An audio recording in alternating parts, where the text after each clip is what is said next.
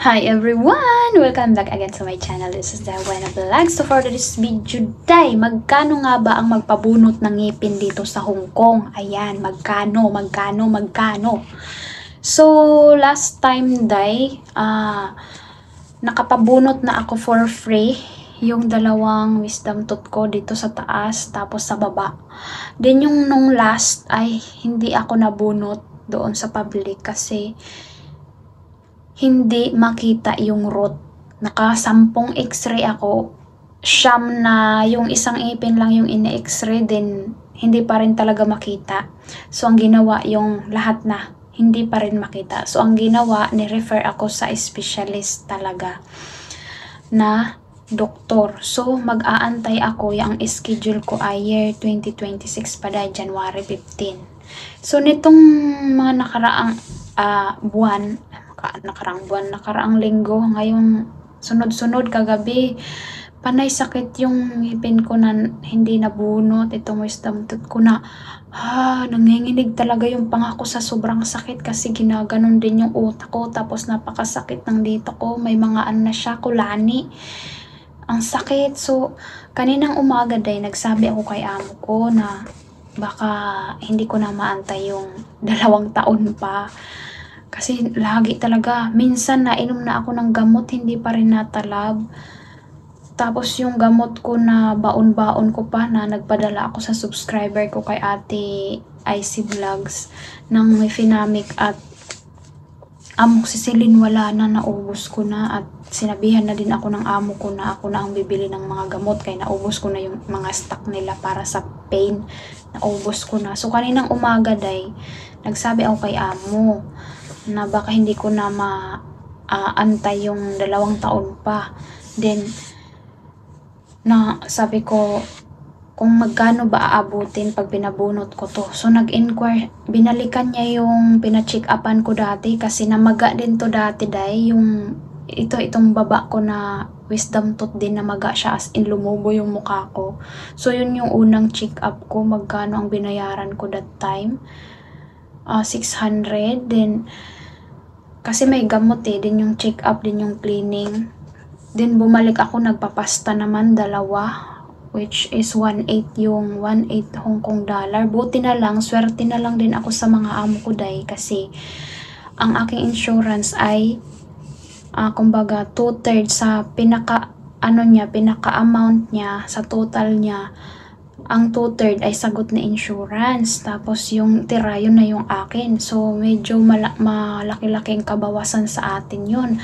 So nalaman ko sa iba, meron palang mga amo na hindi sagot yung mata at ngipin, hindi sagot sa insurance nila. So sabi ko, swerte pa rin pala ako kahit papaano 2/3 yung sagot ng insurance. So yun, so last time, hindi ko nga pinabunot yung doon.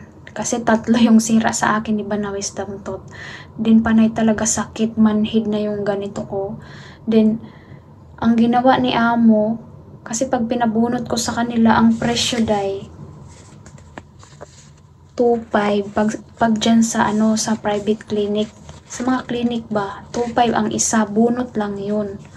Then ako nga, hindi ko afford kasi 3 sila, 3 ngipin. Iba din yung price dito sa baba kasi mas mahal yung wisdom tooth sa baba, mas mahal siya. So naswertihan pa din ako kasi nung pag nagpabunot ka day sa public day, kailangan mo kasing pumila day. Dito sa Kuntong ako nagpabunot, exit A, meron nga akong video dyan kung gusto nyong itry. Kung may problema din kayo sa ngipin, sa Kuntong, pipila ka doon ng Martes para sa number. Kasi unahan siya day, 42 lang ata, 42 na katao lang ang pwede pumasok, pwede pumila doon. So ang iba umaga pa lang day nandun na. So ako unang punta ko doon, 6:00 ako pinapunta ni amo, 6:00 ng hapon, munti ka nang maubos. Pang ilan ako sa huli, pang 5. Galing sa huli, pang 5 ako. So nung pangalawa kong punta, 2:00 pa lang pinapunta na ako ni amo. So medyo maaga-aga kasi baka daw masayang yung pila ko. Yun, Pangatlo naman, maaga na din kasi yun nga, kaso sumablay. So, pipila ka ng Martes doon day, then mag-aantay ka hanggang alas 12 ng madaling araw. Saka sila, may doktor na pupunta doon, ililista yung Hong Kong ID mo, ililista doon yung pangalan mo. Then, babalik kinabukasan, alas 7, kailangan nandun ka na, babalik para bunot na. So, ako nung last bunot ko, yung pangatlong ngipin ko nga, nalipat ako ng doktor. So, kaya parang bago lang siya. Iba kasi yung process niya, day. Yung unang doktor na bumunot sa akin, same lang to dito. Pinauna ko yung dito kasi nasusugat yung dito ko. Pinauna ko siya. So, ginanon lang, kinapa lang muna yun. Parang inag-uga-uga niya kung matibay pa o hindi. Then, diretso bunot. Tapos yung pangalawa din, same doctor ako sa magkasunod. Una, pangalawang bunot, pangalawang ngipin. Same doctor. So, yung dito ko, almost half na lang siya, yung sa baba. Akala ko nga hindi mabubunot. Pero, sinabihan, inuga-uga lang din niya. Parang inano niya siguro matibay pa ba o hindi. So, sinabihan niya ako kung gagawin daw nila yung best nila. Pero, kung hindi successful, i-refer din nila ako sa specialist nga. Yun nga, mag-aantay ka ng ilang taon. Si amo kong lalaki, 3 years nag-antay. So, yung yung pangatlo, nilipat ako ng doktor. Babae, iba yung process niya doon. So, kalkal, hindi uga, hindi niya ginanon. Kinalkal. May ginamit na kinalkal din. Pina-x-ray. Ganon ang process niya. Pina-x-ray din. Doon ako sumablay sa x-ray kasi hindi daw makita yung root. Nakasampung x-ray, hindi makita yung root. So, kanina, kwininto ng amo ko sa unang nag-check up nga dito sa akin, yung nag-check up sa akin nung dito sa private clinic, bakit hindi daw nabunot. So, baka daw kaya hindi makita yung root kasi ubos na. Sabi ni amo, ayan o. In example ni amo, drawing ni amo yung ngipin ko. Halimbawa, ito daw yung ngipin, then kaya hindi na makita to kasi nakain na siya ng cavity, sabi niya ganyan. Kaya wala nang root. So, sabi ni amo, kung gusto ko daw, ito ang mababayaran. Kasi noon day, nung una kong check up dito sa private clinic, ang isang ngipin day, yung bunot ay 2,500 na malagatak. Diba? 2,000 day, bunot lang. Plus, pa day, 300 sa x-ray. Tapos yung check up pa, nakalimutan ni amo kung magkano ang check up. Din gamot pa, diba? So, ngayon, ang sabi ng doktor sa amo ko, uulit ako nito kasi almost 1 year na ang lumipas.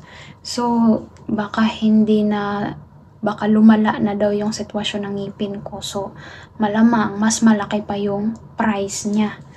So, sabi ko, baka hindi na lang muna. Antayin ko na lang, umuwi ako ng Pinas. Super mahal talaga dito, lalo na pag wisdom. Pero pag normal lang naman siguro ng ngipin, hindi naman ganun kamahal. Yung pag wisdom talaga, lalo na sa baba, mas mas mataas yung kanilang bayad.